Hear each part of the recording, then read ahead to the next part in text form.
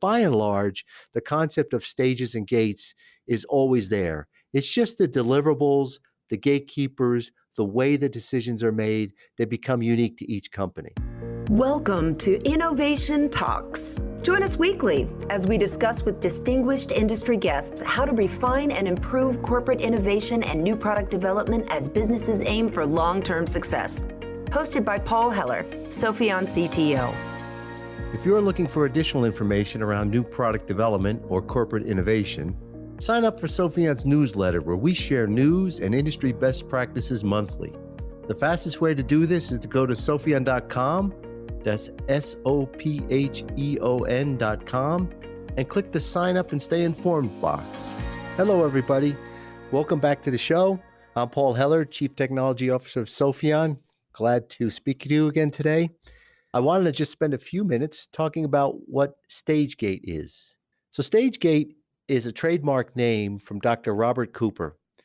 And what he was doing was evaluating companies and looking at why were some companies very successful at bringing products to market and others less so.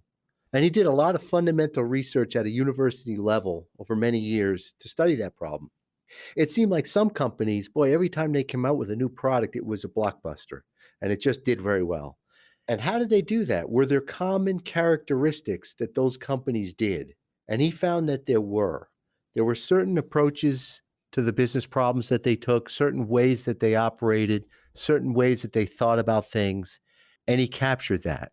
And he wrote a book, and his book was about bringing winning products to market. Very successful book, and people found that book, and it became a well-known methodology, first in North America and then globally. And what he discovered was there were several things that companies would do. First, they would break the problem down of bringing a new product to market. Instead of looking at it as a long plan and let's say a project management solution of these are the 1,000 things we need to do, he broke it down into stages, or I should say the successful companies were breaking it down into stages. And he found that there were stages of concept development. There was a stage for the business case. There was a stage for launch. There certainly was a stage for development. And he came up with a 5-stage model. And he documented that 5-stage model. And in that model were not only the stages, but the deliverables that people would prepare for what were called gate meetings. So between each stage, there's a gate. And the gate is really a business decision to fund the next stage, or to maybe put the product development on hold, or even potentially kill it.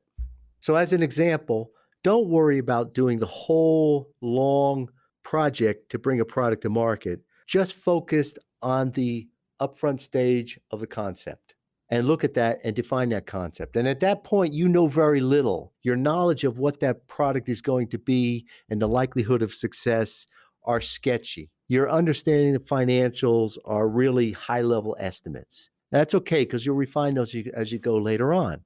But there are some things you should do.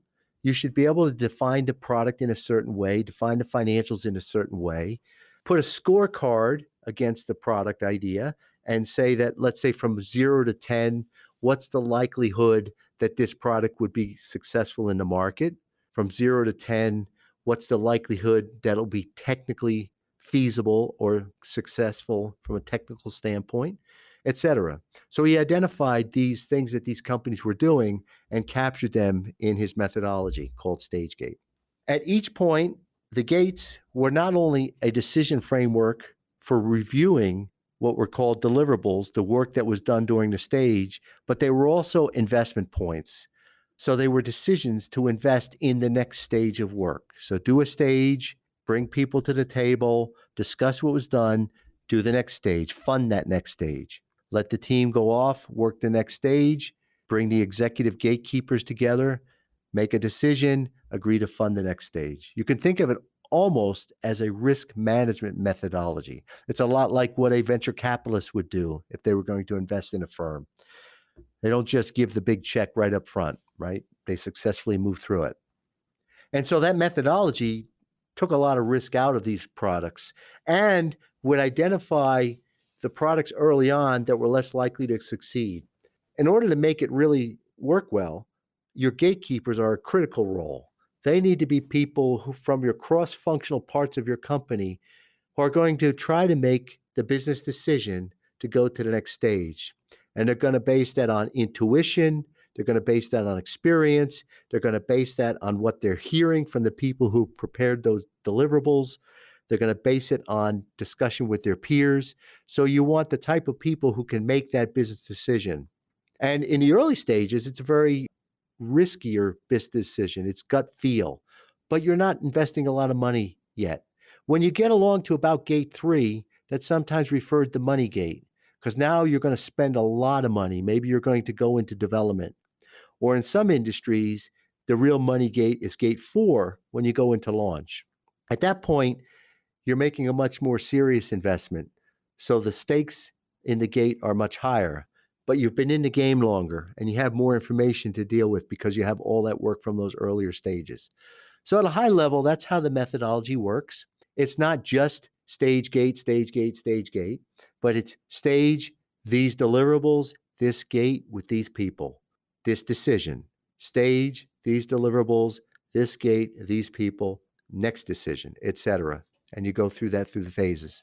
Stage gate also comes forth with a more rapid model depending on the project. So if you're trying to bring a more simple product to market, maybe you don't need the full 5-stage model. Maybe you can take a 3-stage model, or even potentially a 1-stage model, sometimes called a just do it. So there's a classic stage gate process, the just do it process, the accelerated stage gate process, and all those are different ways that are identified as kind of the best practice way to do stage gate. And that's the launching point for many customers. Many companies will say, let's start there. We don't have anything. We just want to do what those experts do. And they'll just implement the methodology and the deliverables exactly as they are. Other companies will say, yeah, but in our case, we need to do some additional things, or those particular deliverables aren't right for us. So they will modify the stage gate to fit their needs. And some companies have been developing their own methodologies for quite a while and will do more deviation from the stage gate methodology. But by and large, the concept of stages and gates is always there. It's just the deliverables, the gatekeepers, the way the decisions are made that become unique to each company. So somebody can really just study the methodology and implement it very quickly, but then find very soon that the administrative burden becomes a little bit overwhelming because we're talking about documents and templates and database records. And if we keep all that in Excel spreadsheets or try to keep that in file servers and try to administer gate meetings and track everything, it becomes a little bit arduous. So eventually the stage gate methodology is hard to implement. And that's where software comes in. And software can capture and store all that information and bring structure back to that process and automate that process of stage gate so that the companies can focus on the decisions and doing the work and getting the products out the door and not the administration of trying to run their system. Interestingly enough, in many companies, it's very important that these records be preserved. If you're in a highly regulated industry, let's say you're making a food product, the FDA has certifications that you need to follow to get your process certified. So that means you need to be able to prove that you did certain things when you brought that product to market. Excellent opportunity for software when you capture that stage gate process. So a little bit short introduction there to what stage gate system is and how it works. Really, you should not think of it as a project management approach, although in a way it is. But the gates are not just milestones. They are much more than milestones. They're very important because that's where you're making the good decisions. In an ideal world, you have 20 projects to compare, and you're going to have a gate meeting, and you're going to put on hold or kill some opportunities because they're not as good as others. And so what you want to do is you want to build a pipeline, build a big funnel, and bring it forward into the stage gate process and let the stage gate process weed out those that are less attractive, less exciting, have maybe less of likelihood of success, either technically, commercially, and put your resources on the other ones that have greater chances of success. So now you're applying the stage gate system and methodology from a portfolio perspective. And you're looking at the portfolio collection of all the projects and initiatives and bringing those decisions across that portfolio. And that's how you bring the winning products to market. You're not just bringing products to market, but you're filtering and bringing the winning products to market. And that's what the StageGate system was all about. That's why it was created. That's why it was captured and documented. And that's why so many people, even to this day, and we'll be talking about this a lot in the podcast, even to this day in the agile world of product development, there still is a need for the StageGate system. Much more to come in future episodes on that one. Thanks, everybody. Have a great day. Talk to you soon. Thanks for joining us this week for Innovation Talks with Paul Heller.